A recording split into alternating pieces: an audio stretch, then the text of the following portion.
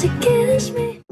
Assalamualaikum warahmatullahi wabarakatuh. Kami dari kelompok 7 yang beranggotakan saya yaitu Ive Manta dan Khairina Febrianti. Di sini pada mata kuliah pemeriksaan akuntansi 2, kami akan membawakan materi tentang pemeriksaan atas audit internal. Jadi langsung saja saya sebagai pemateri utama akan menjelaskan apa sih pengertian dari audit internal. Jadi audit internal adalah kegiatan evaluasi independen yang dilakukan oleh suatu tim atau unit khusus dalam suatu organisasi untuk menilai efektivitas, efisiensi, dan kepatuhan terhadap kebijakan, prosedur, dan regulasi yang berlaku. Menurut Institute of International Audits, audit internal merupakan aktivitas independen dan objektif yang dirancang untuk menambah nilai serta meningkatkan operasional organisasi melalui pendekatan sistematis dan disiplin dalam mengevaluasi manajemen risiko, pengendalian, dan tata kelola. Tujuan utama dari audit internal ini adalah memberikan jaminan kepada manajemen dan dewan direksi bahwa sistem pengendalian internal dan proses bisnis berjalan dengan baik. Selanjutnya yaitu tujuan dan manfaat dari audit internal.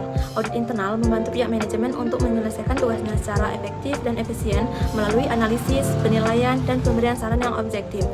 Selain dari itu, audit internal berperan penting dalam pencegahan kecurangan dengan cara mengevaluasi kecakapan dan efektivitas pengendalian internal, khususnya pada area dengan risiko yang lebih tinggi.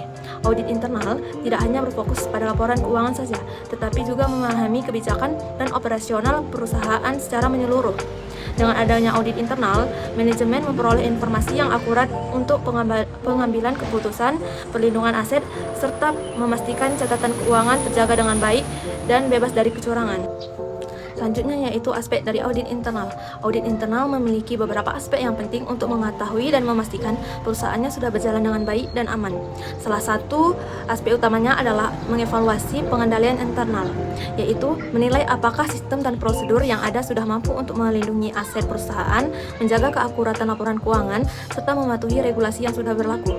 Selain dari itu, audit juga menilai efisiensi, efektivitas operasional dengan cara mengidentifikasi bagian dari proses bisnis yang bisa ditingkatkan agar lebih menghemat waktu, biaya, dan tenaga. Penilaian risiko juga dilakukan untuk mengenali potensi masalah yang bisa mengganggu jalannya perusahaan, baik dari sisi keuangan, operasional, maupun strategi bisnis. Aspek lainnya yaitu penilaian kepatuhan yang bertujuan untuk memastikan bahwa perusahaan sudah sesuai dengan hukum, kebijakan internal, dan prinsip etika. Setelah audit selesai, auditor akan memberikan rekomendasi perbaikan atas kelemahan yang ditemukan, baik dalam proses kerja, sistem kontrol, maupun kebijakan yang diterapkan. Hasil audit kemudian dilaporkan secara jelas kepada pihak manajemen dan pihak terkait agar bisa dijadikan sebagai pengambilan keputusan. Terakhir, dilakukan pemantauan untuk memastikan bahwa saran perbaikan benar-benar diterapkan dan berdampak positif terhadap perusahaan secara keseluruhan. Baik, di sini saya akan melanjutkan materi fungsi audit internal.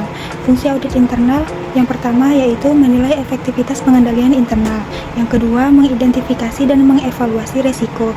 Yang ketiga, memastikan kepatuhan terhadap aturan dan kebijakan. Yang keempat, meningkatkan efisiensi dan efektivitas operasional. Yang kelima, mendeteksi dan mencegah kecurangan atau fraud. Yang keenam, memberi rekomendasi perbaikan kepada manajemen. Yang ketujuh, mendukung tata kelola yang baik atau good governance. Yang kedelapan, menyediakan informasi objektif bagi pengambilan keputusan. Selanjutnya, ruang lingkup.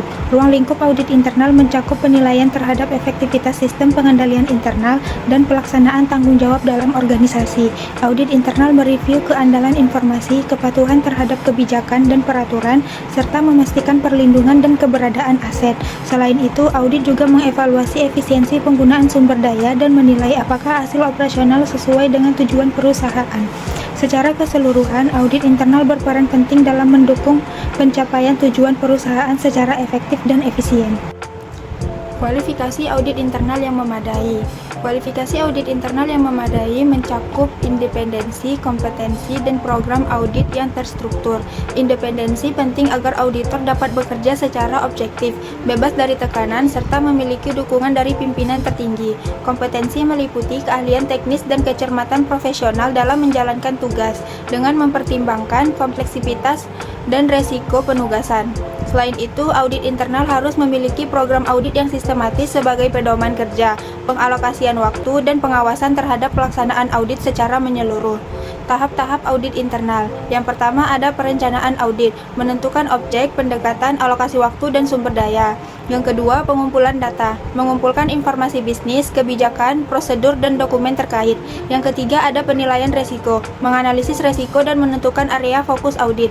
Yang keempat ada pengembangan prosedur pengujian, menyusun metode dan teknik pengujian yang sesuai. Tahapan selanjutnya pada audit internal yang kelima yaitu pelaksanaan audit dengan cara melakukan wawancara, observasi, dan pengujian dokumentasi. Yang keenam yaitu analisis hasil dan tindak lanjut, yang dimana menilai temuan audit dan memastikan tindak lanjut yang dilaksanakan. Yang terakhir yaitu laporan audit dengan menyusun laporan berisi temuan, rekomendasi, dan kesimpulan untuk manajemen. Selanjutnya yaitu pengaruh peran audit internal dalam tata kelola organisasi. Audit internal berperan penting dalam mendukung efektivitas tata kelola organisasi dengan memberikan keyakinan atas tercapainya tujuan operasional, keandalan dalam laporan keuangan, pengendalian aset, dan kepatuhan terhadap peraturan. Pelaksanaannya didukung oleh penerapan SPIP yang mencakup lingkungan pengendalian, penilaian risiko, kegiatan pengendalian, informasi dan komunikasi, serta pemantauan. Audit internal membantu mengevaluasi kesesuaian proses bisnis dan mengidentifikasi penyimpangan, serta memperkuat transparansi dan akuntabilitas. Keberhasilan audit sangat bergantung pada kompeten auditor, penerapan standar akuntansi, dan pengendalian internal, dan juga didukung oleh teknologi informasi serta sumber daya yang memadai. Mungkin sekian pemaparan dari kelompok kami. Semoga teman-teman dapat memahami apa itu audit internal, dan apabila ada salah kata kami mohon maaf. Sekian, wassalamualaikum warahmatullahi wabarakatuh.